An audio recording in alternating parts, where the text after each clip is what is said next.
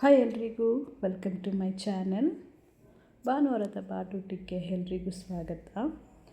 ಬಾಡೇ ನನ್ನ ಗಾಡು, ನಾನು ತುಂಬ ಬ್ಯಾಡು ಅಂತ ಗಿಲ್ಲಿಯೋ ಡೈಲಾಗ್ ಹೇಳ್ಕೊಂಡು ಈ ವಿಡಿಯೋನ ಸ್ಟಾರ್ಟ್ ಮಾಡ್ತಾಯಿದ್ದೀನಿ. ಬನ್ನಿ, ಇದಕ್ಕೆ ಬೇಕಾಗಿರೋದು ಏನು ಅಂದರೆ 1 kg ಮೊಟ್ಟೆ ಕೋಳಿನ ಚೆನ್ನಾಗಿ ತೊಳೆದಿಟ್ಕೋಬೇಕು. ಮತ್ತು ಒಂದು ಬಾಣಲಿಗೆ 1ರಿಂದ 2 ಈರುಳ್ಳಿನ ಚೆನ್ನಾಗಿ ಎಣ್ಣೆ ಹಾಕಿ ಫ್ರೈ ಮಾಡಿ ಇಟ್ಕೋಬೇಕು.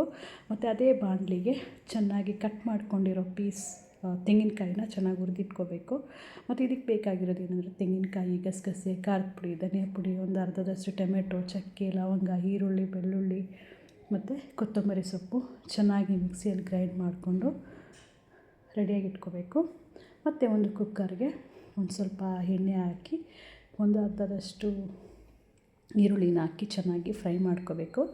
ಆಮೇಲೆ ಅದಕ್ಕೆ ತೊಳೆದಿಟ್ಕೊಂಡಿರೋ ಚಿಕನ್ನ ಹಾಕಿ ಚೆನ್ನಾಗಿ ನೀರು ಬಿಡೋವರೆಗೂ ಫ್ರೈ ಮಾಡಿಟ್ಕೋಬೇಕು. ಇದಕ್ಕೆ ಸ್ವಲ್ಪ ಉಪ್ಪು ಮತ್ತು ಅರಿಶಿನ ಪುಡಿ ಹಾಕಿ ಮತ್ತು ಏನು ಹುರಿದಿಟ್ಕೊಂಡಿದ್ವಲ್ಲ ತೆಂಗಿನಕಾಯಿ ಚೂರನ್ನ ಅದನ್ನು ಹಾಕಬೇಕು. ಮತ್ತು ರುಬ್ಬಿಟ್ಕೊಂಡಿರೋ ಮಸಾಲೆನ ಹಾಕಿ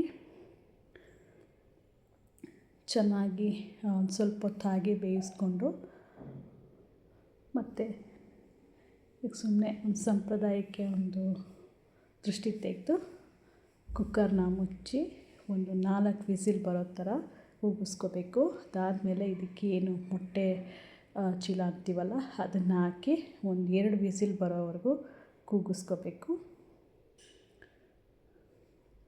ನೋಡಿ, ಈ ರೀತಿ ಕೂಗಿಸ್ಕೊಂಡ್ರೆ ಕುಕ್ಕರ್ ಓಪನ್ ಮಾಡಿ ನೋಡಿದ ತಕ್ಷಣ ಬಿಸಿ ಬಿಸಿ ಮೊಟ್ಟೆ ಸಾರು ರೆಡಿ. ಚಿಕನ್ ಮೊಟ್ಟೆ ಸಾರು ರೆಡಿ.